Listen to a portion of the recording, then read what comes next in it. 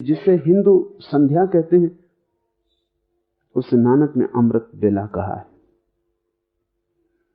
संध्या से भी कीमती शब्द अमृत बेला है।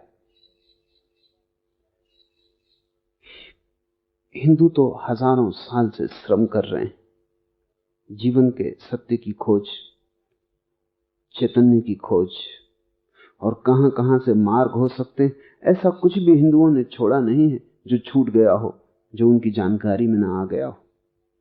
हजारों साल के बाद हिंदुओं को पता चला, धीरे धीरे उपनिषद उसकी चर्चा करते हैं कि 24 घंटे में 2 संध्या क्षण। रात जब तुम सोने जाते हो तो सोने और जागने के बीच एक क्षण ऐसा है जब ना तो तुम सोए होते हो और न जागे होते हो। उस समय जैसे तुम्हारी चेतना गियर बदलती है। अगर तुम कार चलाते हो तो तुम्हें पता है कि एक गियर से दूसरी गियर में गाड़ी डालते वक्त बीच को क्षण भर को गाड़ी न्यूट्रल गियर से गुजरती है। एक गियर से दूसरे गियर में जाते वक्त क्षण भर को गाड़ी किसी गियर में नहीं होती। नींद और जागरण 2 अवस्थाएं हैं, बिल्कुल अलग, एकदम अलग। जागे में तुम कुछ और थे, नींद में तुम बिल्कुल कुछ और हो जाते हो। जागते तुम दुखी थे, रो रहे थे, दीन थे, दरिद्र थे, नींद में तुम सम्राट हो जाते हो। और संदेह भी नहीं आता कि मैं भिखारी कैसे सम्राट होने का सपना देख रहा हूं। तुम बिल्कुल दूसरे गियर में हो। चेतना का बिल्कुल दूसरा तल है जिसका पहले तल से कोई संबंध न रह गया। नहीं तो थोड़ी तो याद आती, थोड़ा तो स्मरण होता कि मैं भिखमंगा और ये क्या देख रहा हूं कि मैं सम्राट हो गया। नहीं, जब तुम सपना देखते हो सपने पर पूरा भरोसा आता है। ऐसा लगता है कि 12 घंटे जाग कर तुमने जो जीवन जिया था वो जीवन अलग प्रकोष्ठ है, और रात तुम सो के जो जीवन देख रहे हो ये अलग प्रकोष्ठ है। तुम दूसरी ही दुनिया में चले आए। दिन में तुम साधु थे, रात तुम असाधु हो, कि दिन में असाधु थे, रात साधु हो गए। संदेह भी पैदा नहीं होता। कभी तुम्हें सपने में संदेह पैदा हुआ है? अगर सपने में संदेह पैदा हो जाए तो सपना उसी वक्त टूट जाएगा, क्योंकि संदेह जागरण चेतना का हिस्सा है। सपने में संदेह भी पैदा नहीं होता, यह भी ख्याल नहीं आता कि मैं सपना देख रहा हूं। अगर यह ख्याल आ जाए कि यह सपना है, सपना तत्क्षण टूट जाएगा।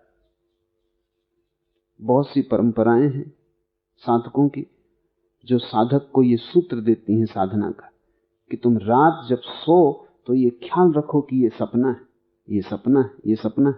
कोई 3 साल लग जाते हैं तब कहीं ये याददाश्त मजबूत होती, और जिस दिन साधक को पता चल जाता है कि ये सपना है, उसी वक्त सपना टूट जाता है। और न केवल एक सपना टूटता है, उसके बाद सपने आने बंद हो जाते, क्योंकि अब उसके गियर अलग अलग नहीं रहे, अब उसके प्रकोष्ठ इकट्ठे हो गए। अब वो सोया हुआ भी जागा हुआ है। यही तो कृष्ण कहते हैं कि योगी उस समय भी जागता जब तुम सोते हो। उसके जो 2 कमरे अलग अलग थे उसने बीच की दीवार हटा दी, दोनों कमरे एक हो गए। रात जब तुम नींद में उतरते हो, सोने से सुबह फिर तुम जागते हो, ये 2 घड़ियां हैं जब तुम्हारी चेतना बदलती है। एक क्षण को मध्य काल होता है, उसको हिंदू संध्या काल कहते हैं। उसी को नानक ने अमृत बेला कहा है। अमृत बेला इसलिए कहा है, संध्या काल तो वैज्ञानिक शब्द है। संध्या का अर्थ है मध्य का, न यहां का न वहां का, न इसका न उसका। उस संध्या काल में क्षण भर को तुम परमात्मा के निकटतम होते हो। इसलिए हिंदुओं की प्रार्थना संध्या काल का उपयोग करना चाहती है। उसी को नानक अमृत बेला कह रहे हैं। अमृत बेला और भी प्यारा शब्द है,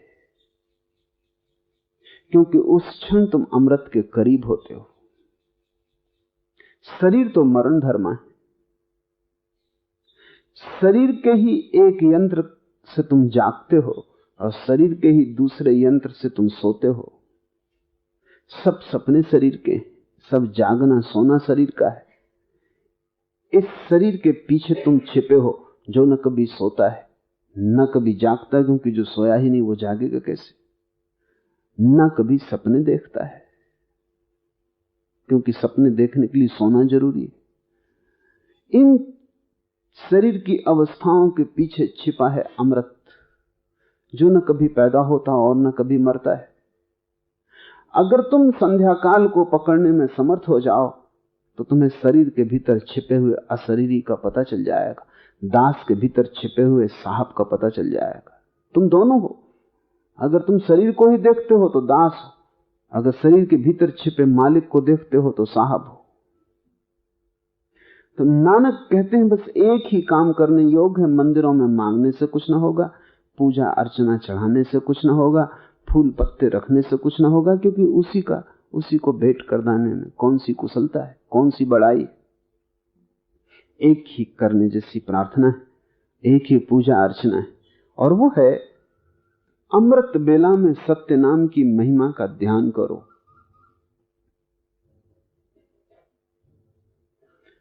अमृत बेला सचुनाव बड़ियाई विचार, वो जो संध्या काल है लेकिन एक क्षण का है, और तुम्हारा मन कभी भी वर्तमान में नहीं होता,